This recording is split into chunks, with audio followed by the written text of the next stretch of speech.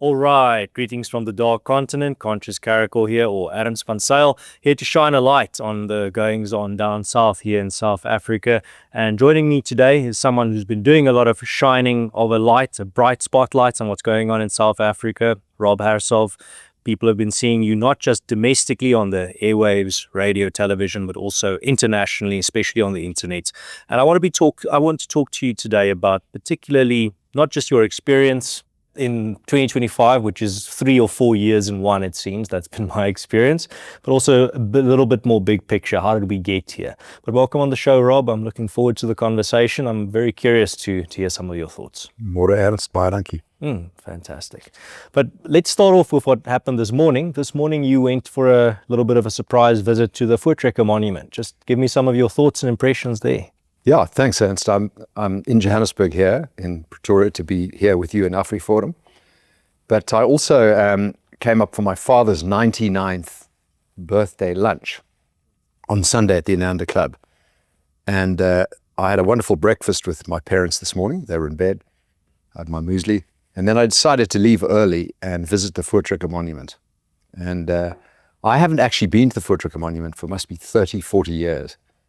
And it was wonderful. I walked around on my own. I got the dust from the Voortrekker monument outside on my shoes.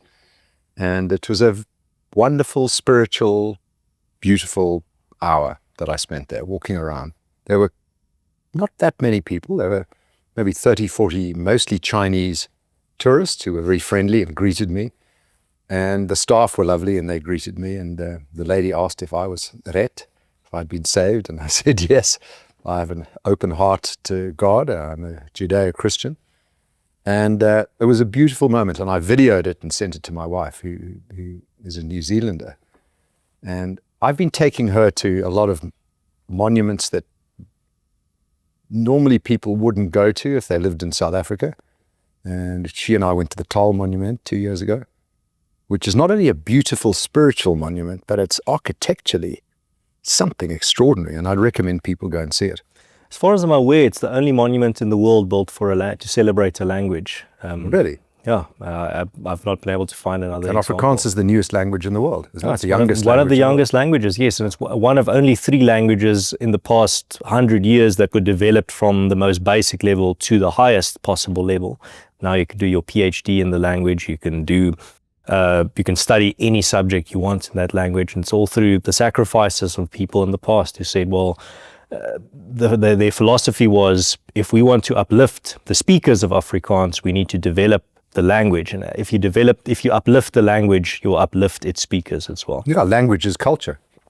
Beautiful. Yes, what are the other 2 languages? Esperanto? I'm not sure. I think I'll have to go check what the other 2 languages. I know Hebrew is one of the other languages as well. Isn't Hebrew an ancient language? Yeah, but then it had to be modernized and had to almost be brought back into the modern world as I understand it. Well, the Jews and the Afrikaners have a lot in common. Yeah, there's a fascinating conversation on its own. But Rob, let's start off particularly with you, how did we get here? Such a broad question. But here, 2025, people are hearing you on the radio, or seeing you on television, seeing you on the internet, making very bold statements about South Africa, fighting for a better future for South Africa. But that's not where the story starts. Where does your story start? Just on a personal note, where were you born? What was your early life like? I was born in 1960 at West Road South, Morningside, Johannesburg. And my parents still live there in the same house I was born in. My father, 99, my mother just passed the 90.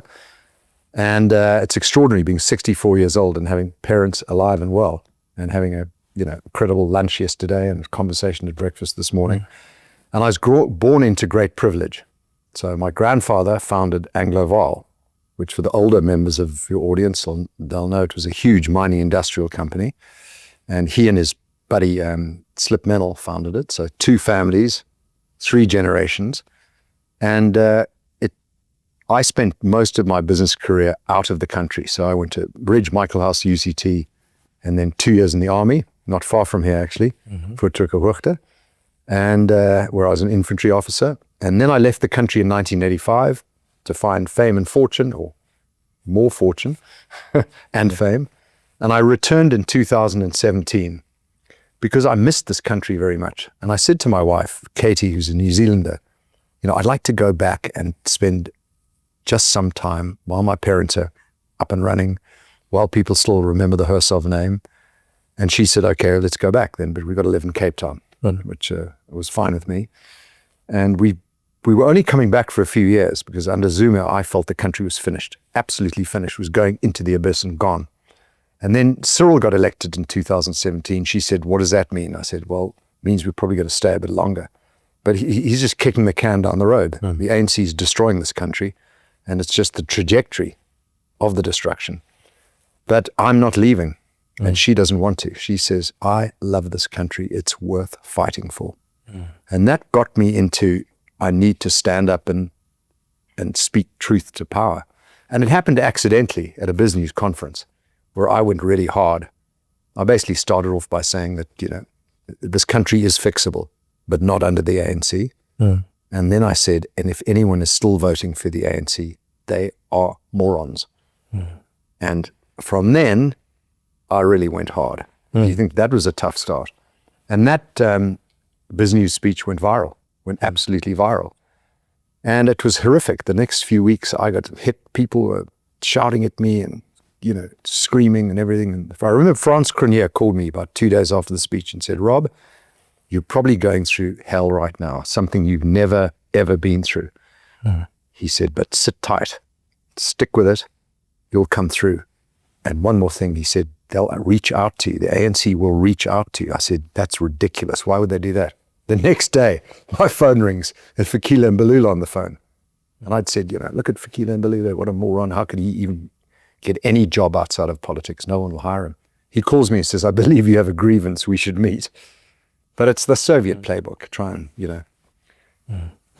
reset the balance of forces. Reset the balance, yeah. But it's pointless meeting with these people. They just tell you what you want to hear and then they do nothing. And then they send photographs to their friends and say, okay, I've neutralized him.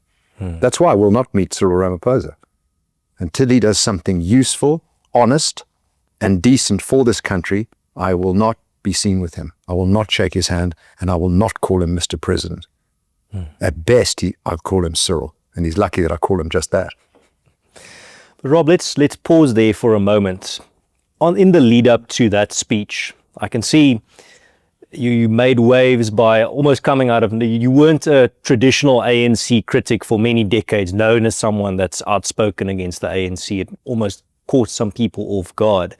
But can you give people a little bit of a window into the build-up? How did you get to that point where you decided, well, I'm not known as a massive critic of the government, but at this point I have no choice but to really go in hard with my criticism? I like public speaking. I always spoke about business. I had a business called Invest Africa, which I founded in 2009 or something, and I sold it 2 years ago. But Invest Africa's whole aim was to evangelize investment in Africa, but in a very sensible basis. So I would every year give the 7, 8, 9 countries that I thought were investable, and the other 40 or so, forget it, avoid. And increasingly, mainly for an international audience. For the international audience. I lived in London then. I'd been living in America, Europe, and I was living in London then. And I would evangelize which countries and which sectors. And increasingly, South Africa was falling off the map. Increasingly, South Africa was not in my top 10 investable countries. Even though you are a South African, you must have a South natural bias to include your home country in it. Yeah. There were certain sectors that I felt were, telco, gaming. I mean, there were other sectors that are going to make money regardless of what goes on in certain countries. But, you look at mining and you look at Gwede Mantashe, what destruction he's done to the mining industry in South Africa, single-handedly, by being stupid and ideologically moronic. I just said, why invest in mining in South Africa? You've got so many other jurisdictions where you can make money without over-regulation, unions, and ideological madness. And very quickly in the mid-teens, I was saying, here are the countries I would invest in: Sierra Leone, Cote d'Ivoire, Rwanda, Botswana, Zambia, whatever. And South Africa wasn't on that list. So more and more in speaking about business and investment and FDI into Africa from abroad, I would be asked about my home country in South Africa. And increasingly, my conversation would have to get to politics. And I'd be saying, look, Jacob Zuma is a criminal and he's surrounded by gangsters and they are looting this country to death. It is going to get worse. I wouldn't invest in South Africa. So politics and business come together very quickly on that basis. And I kept getting invited to speak, at business conferences. And then that fateful conversation at BizNews, and that was it. And almost I was an accidental. The pot boiling over at that point. And you stand around the braai and everybody's saying what I say. Everybody. Not just white people, but colored people, Indian people, and many, many black people are saying the same thing. They're saying, these guys are gangsters. There are a lot of top business people in this country that say the same thing around the braai, but they don't say it publicly. More so recently, though. So I think myself and others, Ernst Roots, yourself and others are moving the needle because more and more people are standing up. So I started off purely business, purely investment, and mainly from overseas into South Africa. But when I got back here, and it was I can almost remember the day when my wife said to me, I love this country so much, it's worth fighting for. And that day I thought, I was already angry. You pick up the news, you listen to a podcast, you realize what destruction is happening unnecessarily by this ANC. And I just lost it. I got angry and decided I'm speaking out. And it's been heavily to my detriment. It's not been fun, but more people are doing it. So I think it is working. No, it's much easier to do it in private, behind closed doors. So over the braai. Yeah, everything. It's a safe space. Yeah. But it's a whole different ballgame to put your neck out there. It's like, when you're sorting out the fire with your hand, you get burnt. When you've got one of those donkey long tongs, have you seen them? Yeah. You're a long way away. And that's what a lot of people are doing. They're keyboard warriors. They're happy to criticize me, criticize you, criticize the government, but they don't do it publicly. They don't put their heads above the parapet. And during that time where you become increasingly critical of the ANC, what are some of the alternatives that you explored, looked at, thought about, whether that be within the party politics sphere or outside of it?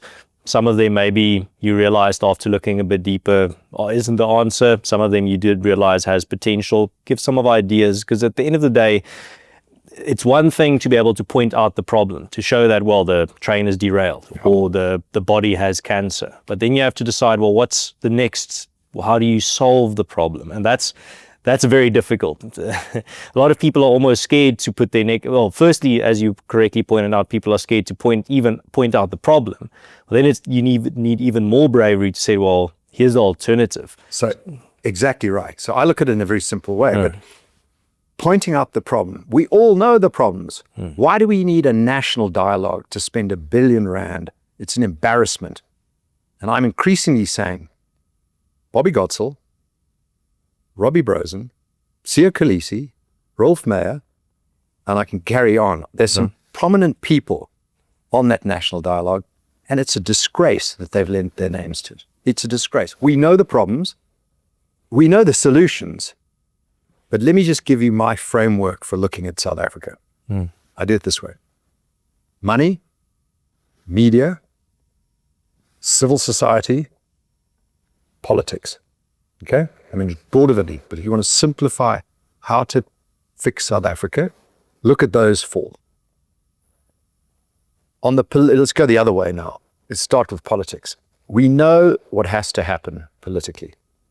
Okay? The good guys need to win the municipals in a meaningful way. We need the ANC to be demolished in the municipals. We need Gogo Helen, hopefully on her own with just the DA, but maybe with some smaller decent parties to win Gauteng. And we need to be a mass swing towards the decent Judeo-Christian, pro-West, libertarian, capitalist, property rights parties at the municipals.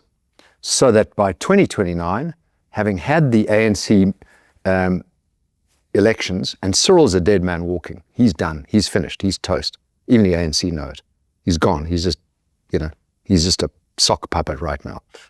And he has no natural successor. It's not Paul Meshatila. That's just gangsterism times 2. Fikile Mbalula is too stupid, fundamentally. And who else is there? The ANC is devoid of leadership. Devoid of leadership. So that's an interesting dynamic, what happens there. Maybe the ANC splits after the municipals, Cosatu and the commies out, gone, which would be a good thing.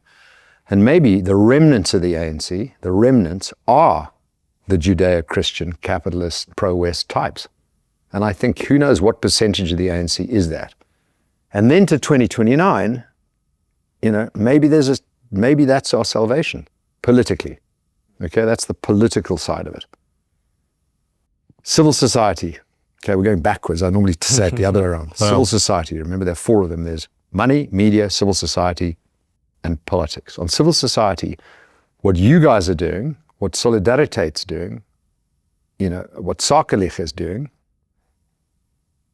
and what the DA are talking about is state-proofing, decentralization, federalization. It's not secession, it's not Cape exit, but it's push powers down to the provinces. And I heard an interesting thesis a week ago. If you look at Spain, there's continual Catalonian secession.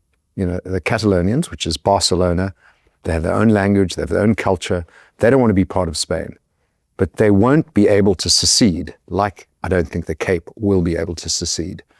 But what happens in Spain is the provinces that are well-run, financially secure, have their own culture, own language, and some form of ability to stand independently, have way more decision-making power, have way more decentralized decision, federalization, than other provinces that are more needy and need central power, central help.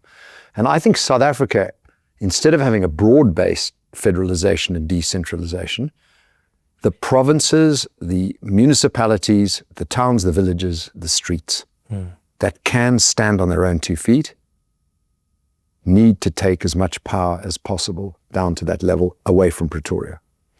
But for the provinces that are hopeless, Mpumalanga, Northwest, etc., maybe they still rely on Pretoria and Central a lot more than the others. So you have this kind of not coordinated devolution of power, but about structured devolution of power.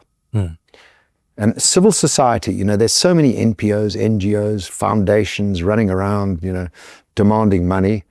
We need to focus our attention on what you guys are doing, Solidariteit, AfriForum, and VoetsekANC, and state-proofing. That is the fundamental answer. I was chatting to Alan Windy at the rugby on Saturday. We went to watch the rugby. The guest of Gayton McKenzie in the presidential box. I got a funny story there. And I said to Alan, the DA talks about federalization and decentralization, but I hear that there is resistance. He said there's no resistance whatsoever from me, the Premier, and from Jordan Hill-Lewis. He said, we want to control our own railways, control our own airports, control our own ports. We want privatization, public-private partnerships as quickly as possible. We want devolution of power. We want more police on the streets. Look at what happened in Washington, D.C. You saw the results? Trump moved in the National Guard. Murder, crime has dropped massively. Police on the streets, boots on the street, trained police can make all the difference. So that's civil society, okay? All moving in the right direction. Media. On the media side, and this is where I come in, on the media side, we have mainstream media. I've always said that News 24 are bootlickers of the ANC. And they got really angry with me. Okay, they sent me some stupid email with all the Audrey Basson and Peter Dutour all copied on the email. I was so tempted to say, you've got all the wankers on one email. Wow. But my wife said, no, don't. Just don't wind them up. Just keep going. But you've seen what's happened to News 24 in the last few months. And they've been caught out for disinformation, for fake news, for not checking their facts, for attacking the wrong people. And they sent in the email, look how much we attack Paul Mashatile. Well, all that did was prove to me that they are Cyril's bootlickers. They may not like Paul Mashatile. So when I say ANC bootlickers, I should really correctly say Cyril's ANC bootlickers.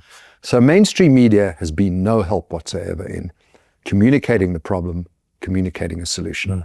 So just one quick thing there, Rob. It's my own personal pet peeve with the idea of mainstream media. I think it gives a false idea that it's now mainstream. It's increasingly fringe. It's increasingly representative of a fringe bubble, not of the mainstream, the average person on the street. Maybe we should start using terminology, dinosaur media, right. Legacy media. Dinosaur media. I love it. That I think will be a bit more accurate. But just that's just a small little insert that I wanted to add. By calling it mainstream media, it sounds monolithic. They represent the mainstream opinion. No, they don't. They represent a fringe bubble, insulated opinion of people that are insulated from the real issues that are playing. What's happening is you're getting a lot more fringe media coming out, alternative media, and it's primarily the podcasters. You can name yourself being one of them, but Concerned Citizen, Kuhle, Die Samet, Warren Stock, Gareth Cliff, Morning Shot, Ronaldo Goos, and go on and on and on and on. These extraordinary people standing up, calling out truth to power. And what we've done with the Truth Report is we've created an umbrella entity that everyone keeps their own front end, but we've involved yourself, Davy Root, Gareth Cliff, the Samet, Sihle Big Daddy.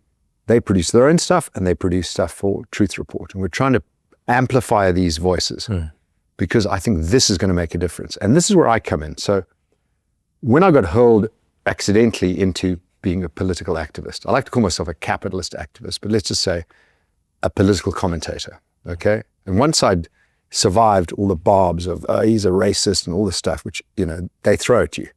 And once you've powered through that, you just keep going.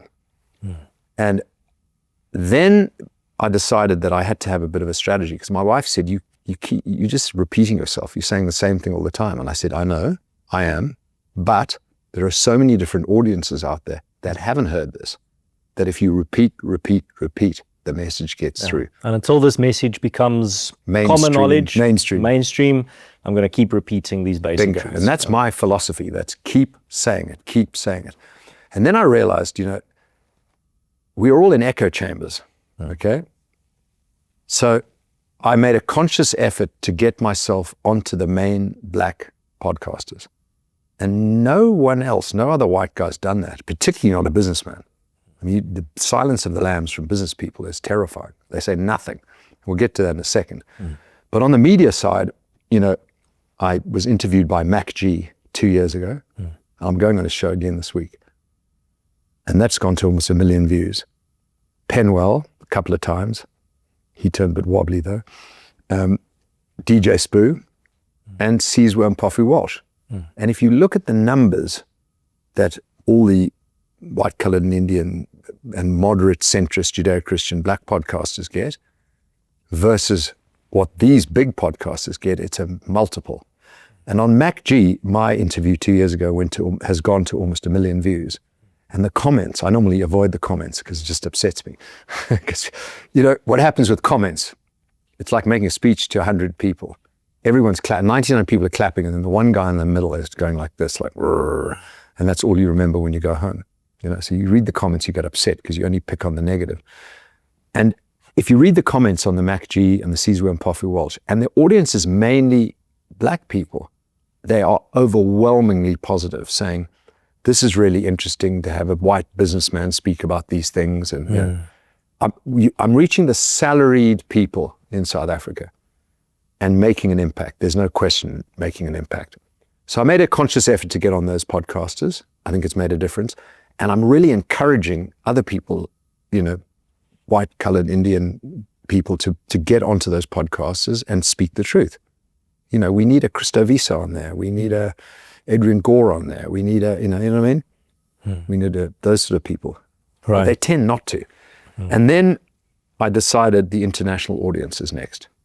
And it looks like Ernst Roots and I are competing, but we're not. I've managed to get onto David Rubin, and I got on for 10 minutes onto his show. It went to 1.4 million views, and Elon tweeted it or X'd it to 74 million people. And then the international audience woke up. Ernst was doing Jordan Peterson. I got onto, he did Ben Shapiro. I got onto Patrick Bet-David, Charlie Kirk, Lara Logan, Trigonometry, Epoch Times. And what really surprised me was how little people knew of what was going on in South Africa. That's we actually think why people care. Yeah, that's actually why I intro my show, Greetings from the Dark Continent, because that's where the old idea was Africa is this information void. People believed all these wild stories about Africa many years ago because there was just a absence of reliable information.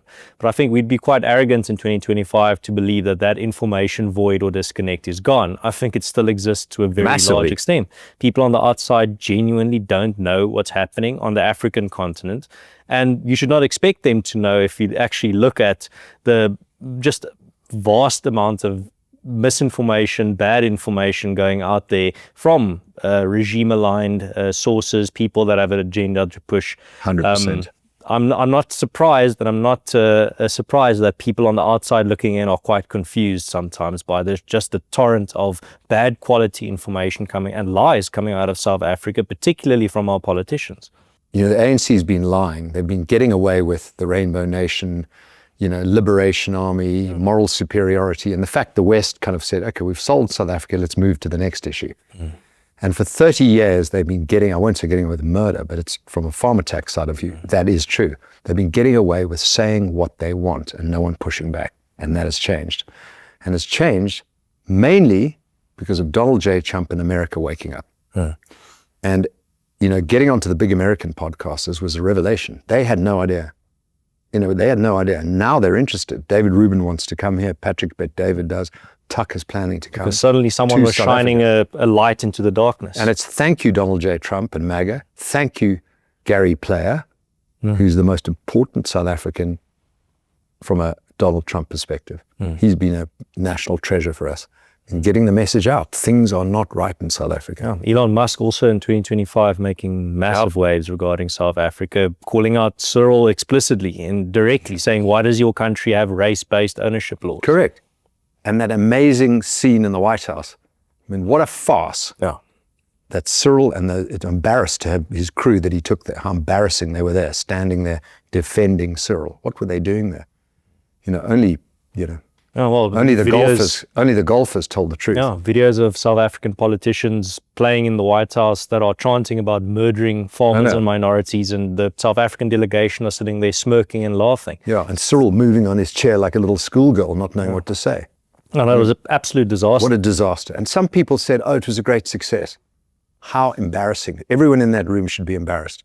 Yeah, but big thanks to Donald Trump having the transparency there. I mean, he's breaking the mold. Back in the day, you'd have to be reliant on second-hand, third-hand information about what went down in these types of meetings. And Donald Trump has revolutionized it by saying, well, I'm going to give the audience, well, the public and the world, a little bit of a peek into what's being talked about between me and these world leaders. So if we did not see that broadcast, you would have been reliant on these people that are twisting the truth, saying, oh, it went fantastic. You would have said, well, I don't have any other information. Probably if they're saying it went fantastic, I'm not seeing any information to the contrary. But you know, Americans per capita have a very low ownership of passports. Americans don't travel. They have such a massive country. They travel within America.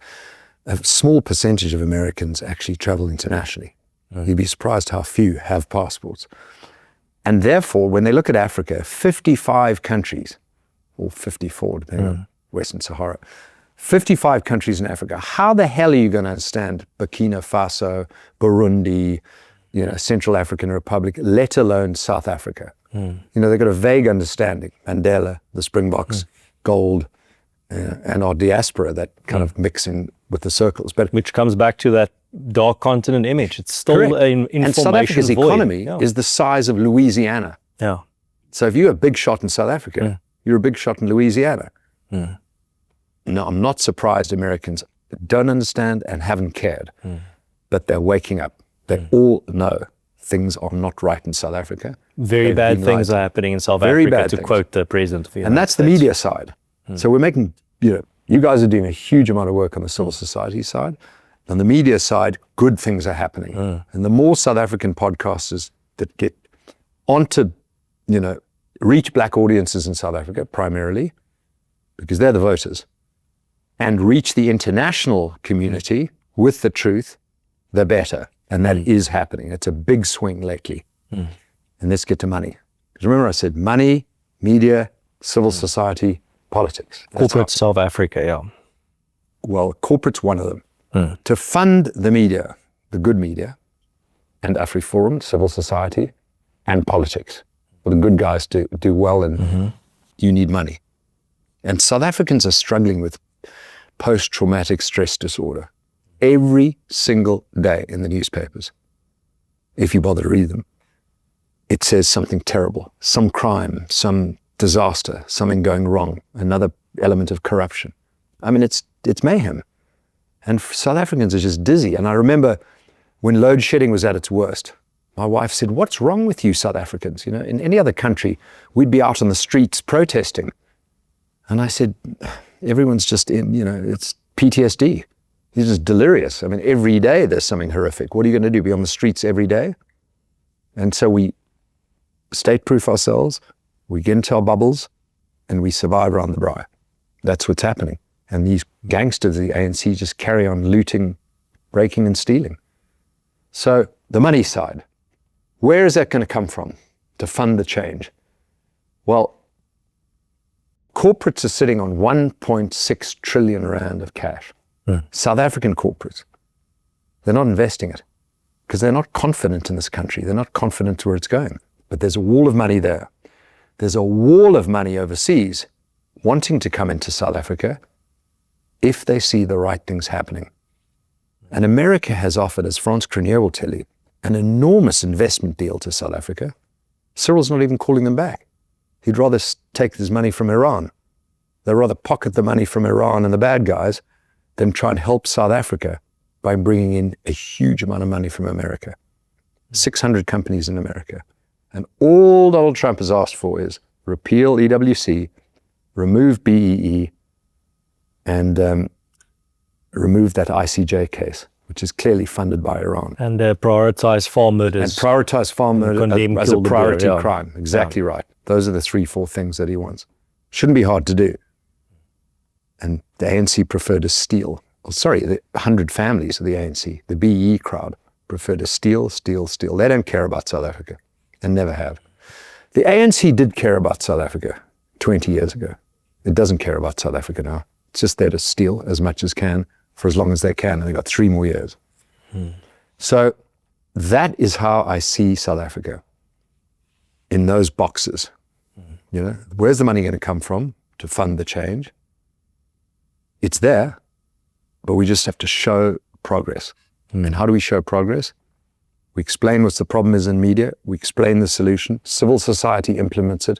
And we've got to win the political battle at some point. At some point, there's going to be a shift in the political dimension. And I think it's happening because polls are polls. Okay, Gayton says polls are for strippers, but polls are polls, okay?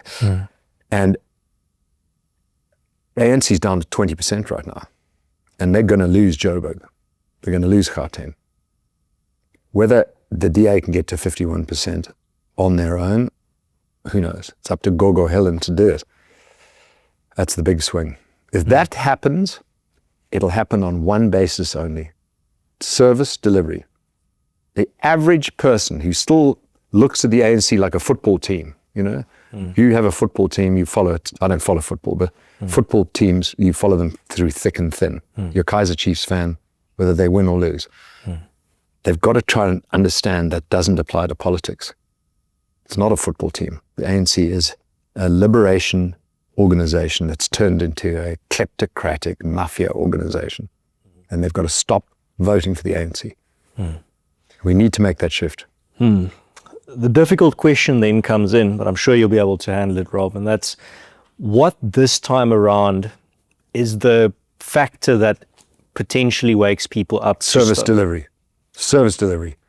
Potholes in the streets, no water, sewage running down the streets, load shedding still not fixed.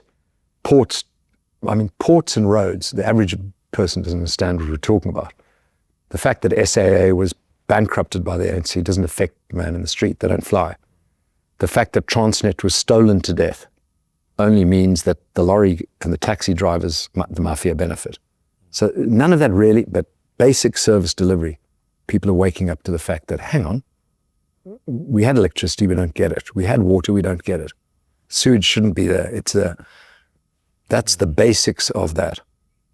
Even unemployment, if you say to someone, from 1994 to 2008, roughly, we were adding 300,000, 400,000, 500,000 jobs a year. They can't conceptualize that, So it's down to the basics, like service delivery. And also the increasing realization that BEE, Black Economic Empowerment, in very thick quotation marks, is an exclusive club and the average person in South Africa is not in it. It's a club for a very, very small fringe new elite. And the policies on themselves are immoral and unjustifiable, excluding people from promotions, job opportunities, even excluding children from school bursaries based on their skin color is impossible to justify, at least according to my morality. So when it comes to that type of pressure, that's also, I think, at a point that I've not seen it before. In the past, I'm old enough to remember when it was taboo to criticize BEE. And now suddenly you can turn on the radio, turn on the television, read the newspaper, and you're almost guaranteed to see some debate and critique surrounding this policy. Have you experienced the same, Rob? I have, but it's the salaried South African understands it now. Or the person that should be employed but isn't. But the majority of voters still don't understand what it's all about. I don't think they even understand what a constitution is. There's still a large number of people who have in their hearts a loyalty to the ANC, the Gogos. The born frees don't have that, but they're not voting in droves. And it's down to getting enough of those people to move the needle, and I think it's happening. I think it's going to happen in Gauteng. The ANC is in ICU. They're not dead yet, You still got to drive the stake through the heart of the vampire, and that's coming.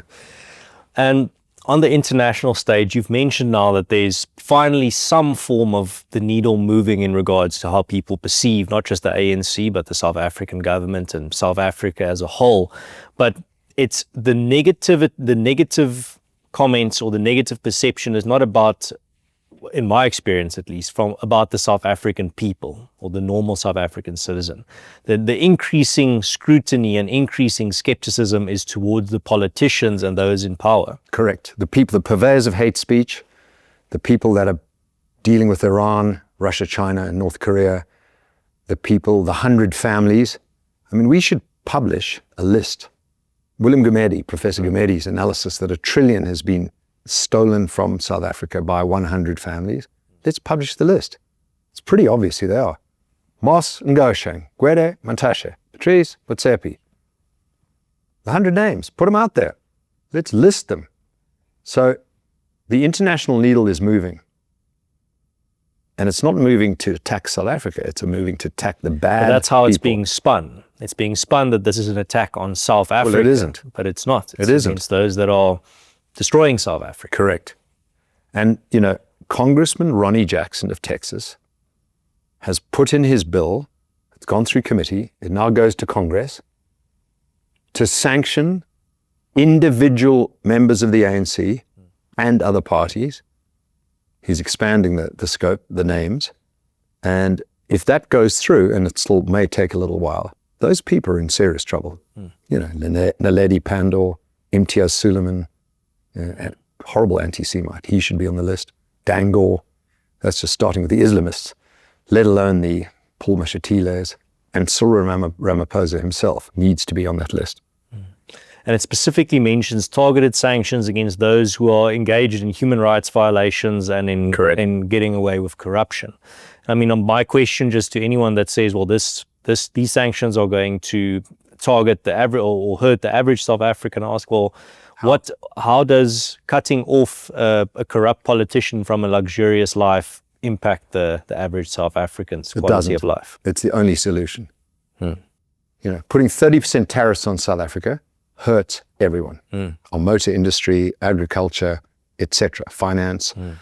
But targeted sanctions on corrupt and evil individuals is the way forward. It hurts only those corrupt and evil individuals that are being targeted. And it's pretty easy. If you polled 100 people on who should be on the list, those names would be pretty much the same on everyone's list. Well, I think a good place to start would be the Zondo Commission. The Zondo Commission. Which I hear is not just contained in South Africa, it's actually quite making the rounds all across the world. Good. You know, I look at the West and I think, who has stood up for the people of South Africa?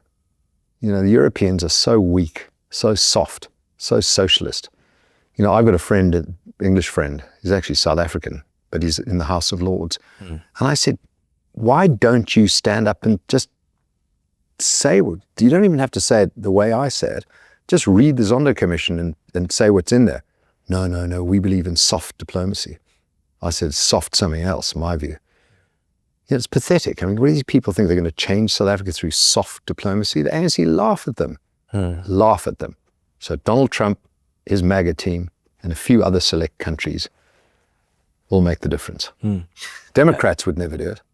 It has to be the Republicans. But I think it's bipartisan. I think there are going to be a lot of Democrats supporting it. I mean, that's the impression I get as well, is that this not just frustration, but rage with they should. The outrage from America in regards to what's happening in South Africa. Look at United Nations voting. Look at the United Nations voting, and you'll see South Africa's voted consistently against America in the United Nations on just about every issue. I mean, a lot of Democrats voted for that sanctions bill as well. Correct. Which just shows that it's the frustration is bipartisan. But Rob, talking about soft diplomacy, that seems to have been, for as far as I can remember, the policy of corporate South Africa as well towards the government. Soft diplomacy, angry letters, words of disapproval. White papers. Yeah. Why is that? As someone who moves in that world, can you explain to the layman, why has corporate South Africa had that soft relationship with the South African government for so long, even though you say there are things changing? It starts with a lie. Business and politics don't mix. Whoever wrote that lie needs to be tarred and feathered. Business and politics do mix. And business South Africa has never met a government they didn't like and couldn't get on with. Name one top business person that speaks out in any meaningful way. Johan Rupert did in 2016-17, and he got slammed by, the monopoly white capital, Bell Pottinger and all of that. And no one stood up to support him. So he's gone quiet. He hasn't said anything since then. He's shell-shocked. I don't blame him. But where are the others? Where are they? The silence, deafening.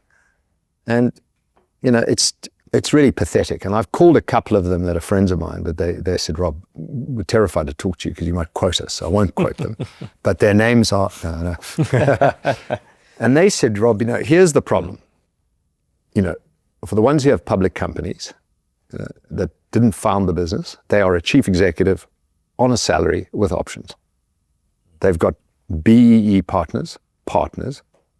They've got DEI appointees. They've got unions. They've got employees they've got to worry for.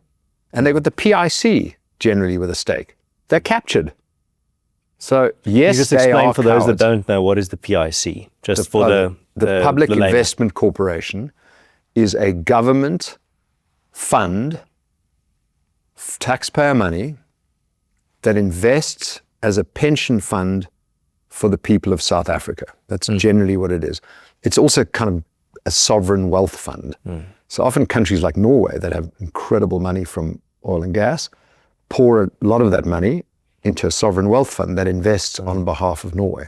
Okay, the PIC has that mandate. Okay, now they've been ripped off now and again, like Iqbal Surf did with, he had dodgy money from the PIC.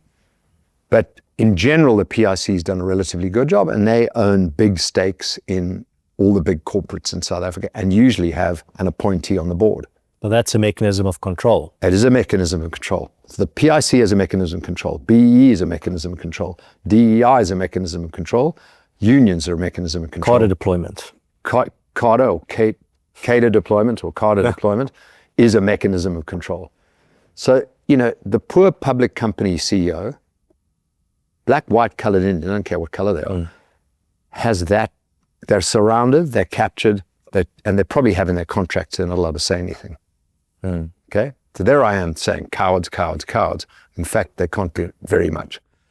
But then you look at the companies that are private or public, founded by the person who's currently the CEO or the chairman. Okay? There are quite a few of those. Aspen, Discovery, Remgro. And those are the businesses that shouldn't be afraid.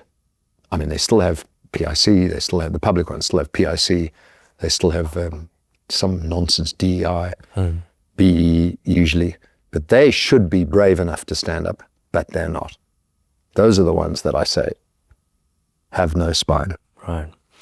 And on that note, Rob, I wanted to ask you, as you've now sketched the picture, it's so difficult to go against the grain, to criticize the status quo, even if you are not some random person and have the money, the resources, the connections to be able to some degree, or some would believe degree, insulate yourself. As you explained there, even people in the top echelons of society face significant consequences for going against the grain.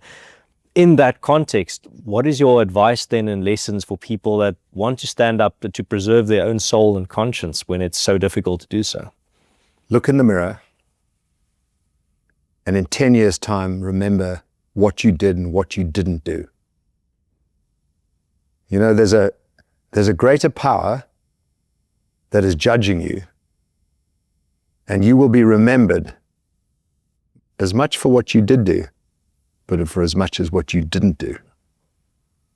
Well, I think that's the perfect place to end it. A strong note, words of encouragement and words of advice in a difficult situation. Rob, thank you very much for all of your insights. Thank you for your also just a little bit of a peek behind the curtain, what's happening in South Africa, not just in corporate South Africa, but also how is the world perceptions domestically and abroad changing regarding the South African government, the policies that we see here, and also simply how people are finding the truth in new creative ways outside of dinosaur media. And I'd like to make one last point. Sure. The diaspora, the South African diaspora of, let's say, 1 million people all over the world, you can make a huge difference to this country, okay? You may not be coming back, your children might be there. This country is worth saving. And to get behind AfriForum and other superb organizations is fundamentally important. And you've got hard currency, so there's no excuse. Fantastic. Well, if you want to support AfriForum, there's a link in the description of this video where you can become a member of AfriForum. It's a very easy process, and as Rob said, it will be making a real difference. Pioneering state-proof solutions here in South Africa in interesting and exciting times, but also turbulent and chaotic times. But you can't get one without the other. The chaos and the opportunity come together. And you cannot beat this country. It's the most beautiful country on earth, despite all its failings. Yeah, well, I believe that. Rob, just a final piece of administration. Where can people find your content if they want to hear more from Rob Hersov? Where can they find your ideas? I think most people want to hear less.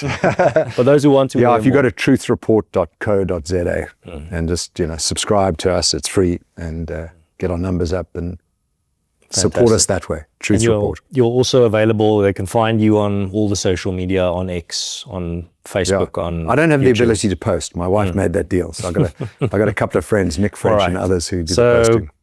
Truth Reports is then where people can find you. Rob Hersov, thank you very much for your time. Thanks, and good luck out there. It's a Thanks, tough buddy. fight, but it's worth it. It is worth it.